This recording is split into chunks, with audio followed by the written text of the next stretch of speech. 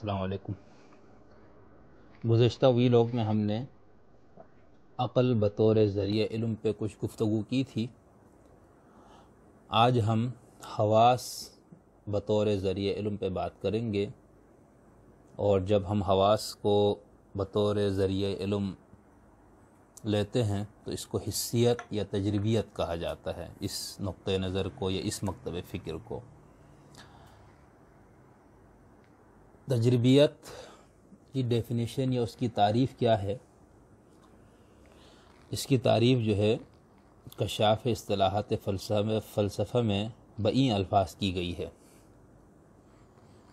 یہ ایسا نظریہ ہے جس کے مطابق علم کا منبع صرف حواس ہے، ٹھیک ہے، حواس سے خمسہ جس کو ہم کہتے ہیں، اور علم کا انحصار تجربے پر ہے۔ اسے حاصل بھی تجربے سے کیا جاتا ہے، دوسرا کوئی ذریعہ نہیں، ٹھیک ہے۔ تو دو چیزیں ہو گئی۔ سب سے پہلے تو یہ کہ تجربیت کے اندر جب مکتبہ فکر کے طور پر ہم اس کو لیں گے، جب ہم تجربے کو اور حواس کو بطور ماخذ علم، بطور سورس آف نالج لیں گے، تو اس کے مطابق صرف حواس منبع علم ہوگا، اور علم کا انحصار جو ہے وہ تجربے کے اوپر ہوگا، اور علم وہی کہلائے گا جو آپ اپنے تجربے سے حاصل کریں گے۔ اس کے علاوہ کوئی اور ذریعہ علم نہیں ہے علم کے حصول کا۔ جب اس نقطہ نظر کو مانا جاتا ہے تو پھر کچھ چیزوں کا انکار لازمی آتا ہے۔ مثال کے طور پر غیر تجربی یا بدیہی تصورات کا انکار لازم ہو جاتا ہے۔ ہم نے عقلیت پہ بات کرتے ہوئے، ریشنلزم پہ بات کرتے ہوئے یہ بات کہی تھی کہ قبل تجربی اور وہابی تصورات کو تسلیم کیا جاتا ہے ریشنلزم میں، لیکن تجربیت میں اس کا انکار کیا جاتا ہے۔ اسی طرح عمومی اور ابدی صداقتوں کا انکار کیا جاتا ہے، اور پھر اسی طرح جبلی یا ارثی اور پیدائشی علم کا اس میں انکار کیا جاتا ہے۔ اسی طرح جو ایسے علم کا بھی انکار کیا جاتا ہے جس میں ماضی، حال یا مستقبل کے تجربے کو کوئی دخل نہ ہو، ٹھیک ہے۔ ایک اور تعریف اس کی ملاحظہ فرمائیں کہ یہ جو تجربیت ہے یہ عقلیت کی ضد ہے۔ قاضی عبدالقادر صاحب نے کشاف اصطلاحات فلسفہ میں اس کی یہ تعریف دی ہے کہ عقلیت کی ضد ہے تجربیت، علمیاتی نظریہ جس کے مطابق تصورات جو ہم بناتے ہیں، انسان تصورات، وہ مشاہدہ اور محسوسات کی تجرید پر مبنی ہیں۔ تجربہ علم کا واحد ذریعہ یا مبدأ ہے۔ جو کچھ بھی ہم جانتے ہیں اپنی انتہا میں معطیات حس میں تحویل پذیر ہے، ٹھیک ہے۔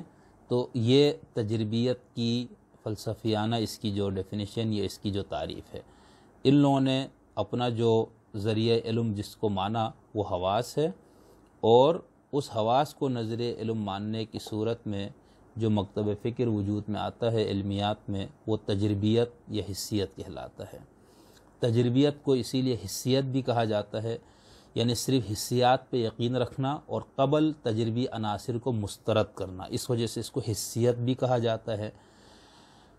تجربیت کو مظہریت بھی کہا جاتا ہے کیونکہ یہ ظاہر کے علم تک محدود ہے۔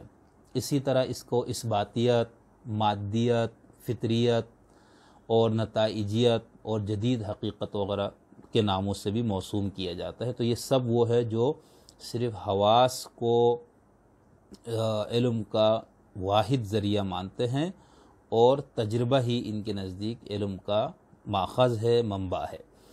تجربیت یا حسیت کی روح سے علم کا واحد ذریعہ حواس، اور حواس خمسہ سے ماورا کسی حقیقت کا کوئی وجود نہیں ہے اس نقطہ نظر کی روح سے، ٹھیک ہے۔ اور اچھا عقل کا کیا کام ہے؟ تو وہ کہیں گے بھئی عقل کا کام معطیات حواس کی تحلیل، تجزیہ اور ترکیب سے نتیجہ اخذ کرنا ہے۔ کوئی ایسے آفاقی، قبل تجربی اور وہبی تصورات یا قوانین موجود نہیں ہے جن کے ذریعے حقیقت تک رسائی ہو۔ یہ ریشنلزم والوں کا نقطہ نظر تھا، وہ ان چیزوں کو مانتے تھے کہ کچھ آفاقی، قبل تجربی اور وہبی تصورات ہے، ٹھیک ہے۔ تجربیت میں ان سب چیزوں کا انکار کیا جاتا ہے۔ یہ جو سائنس ہے جدید، ٹھیک ہے، اس سائنس کی بنیاد بھی یہی ہے، یعنی حواس کے اوپر اس کی بنیاد ہے، اور مشاہدہ اور تجربے سے سائنس جو ہے وہ آگے بڑھتی ہے، اور اسی لیے سائنسی جو میتھڈ ہے، سائنسی جو منہاج علم ہے، اس کے اندر ہر اس چیز کا انکار شامل ہے جو آپ کے حواس سے ماورا ہے اور جس پہ آپ تجربہ نہیں کر سکتے، جو آپ کی حواس میں جو چیزیں آپ کے حواس میں کی گرفت میں نہیں آتی۔ سائنس جو ہے وہ کس طرح سے اپنا تحقیق کا جو پروگرام ہے اس کو آگے بڑھاتی ہے، اس کے لیے سب سے پہلے تو یہ کہ کسی مظہر کا مشاہدہ کرنا اور اس کے حوالے سے اس قدر اعداد و شمار یا معلومات محفوظ کرنا جس قدر ممکن ہو سکے آپ سے۔ اس کے بعد نمبر 2 پہ مفروضہ تشکیل دیا جاتا ہے اور پھر اس مفروضے کے قابل آزمائش یا قابل تجربہ ہونے کا یقین کیا جاتا ہے۔ یہ چیزیں ہو تو پھر سائنس جو ہے وہ آگے بڑھتی ہے۔ سائنس کی بنیاد جیسا کہ میں نے آپ سے کہا کہ وہ تجربیت کے اوپر ہے، ٹھیک ہے، مشاہدہ اور تجربہ، یہ دو چیزیں بہت بنیادی ہے۔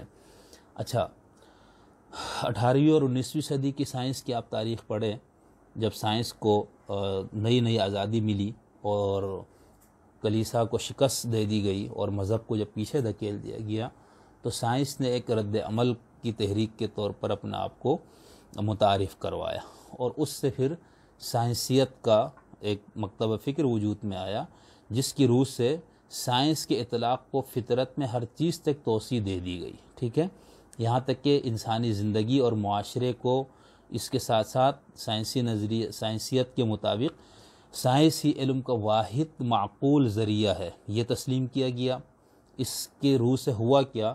خدا، عالم غیب، روح، ٹھیک ہے، اخلاقیات، سماج کی ساخت، سب کے لیے سائنس ہی واحد ذریعہ۔ ان سب چیزوں کا انکار کرنا پڑا کیونکہ خدا، روح، عالم آخرت، عالم غیب، یہ چیزیں تو سائنس کے دائرۂ کار میں نہیں آتی، تو سائنسیت کی روح سے ان سب چیزوں کا انکار کر دیا گیا۔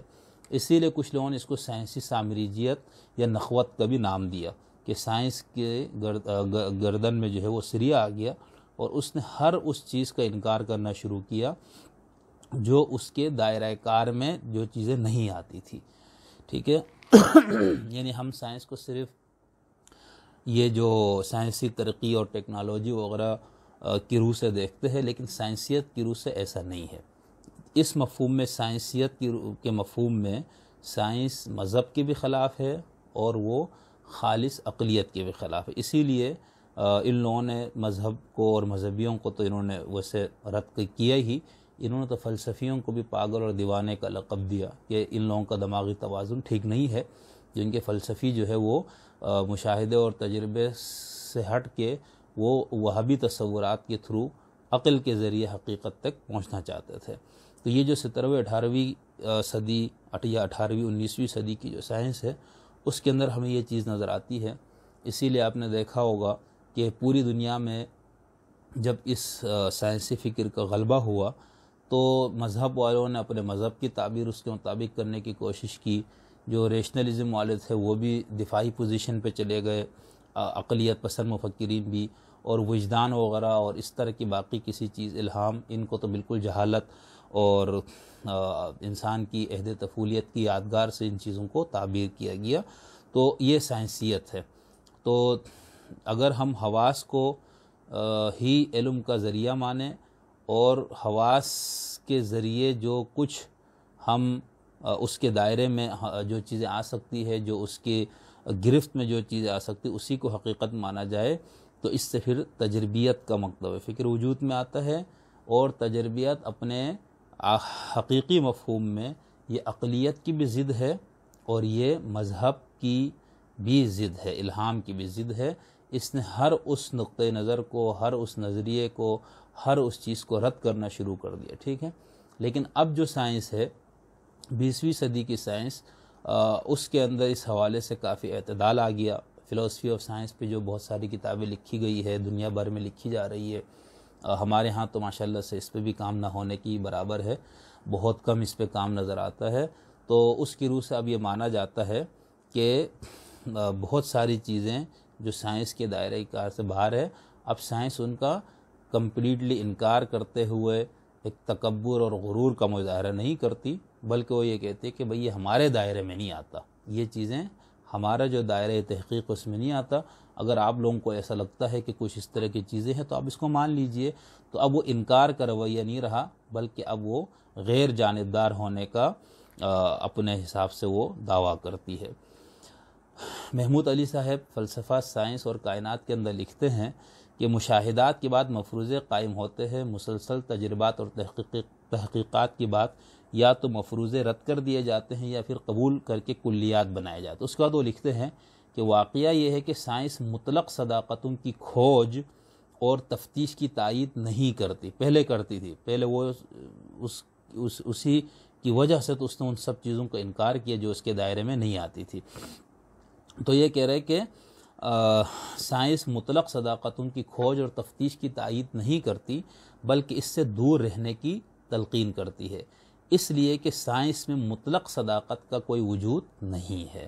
تو آج ہم نے تھوڑی سی بات کی تجربیت بطور ذریعہ علم، اس کے اندر حواس یعنی مشاہدہ اور تجربے کو اہمیت دی جاتی ہے، اور اسے اپنے خالص مفہوم میں ہر اس چیز کا انکار کر دیا جاتا ہے جو انسان کے دائرہ حواس میں جو چیزیں نہیں آتی اور جس پہ تجربہ نہیں کیا جا سکتا، جس کو آپ کسی لیبارٹری میں لے کے نہیں جا سکتے۔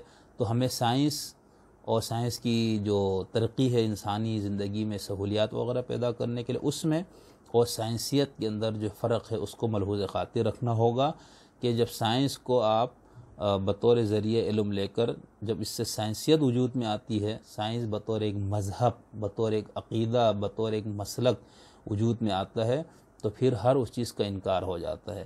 اچھا، اب سائنس والوں نے تو اپنی محدودیت کو تسلیم کر لیا، ٹھیک ہے، اس کا جو سب سے بڑا جو کہنا چاہیے کہ ایک جو سائنس کا ایک انکشاف کہے یا سائنس نے جو سب سے بڑی دریافت کی وہ اس کی اپنی محدودیت ہے، لیکن اب سائنس کے مقابلے پہ جو ہے خاص طور پر مذہب والے وہ اپنی محدودیت ابھی بھی تسلیم کرنے کو تیار نہیں ہے۔ ہم آگے بات کریں گے وحی اور الہام اور وجدان وغیرہ کے جو نظریات ہیں اس پر بھی۔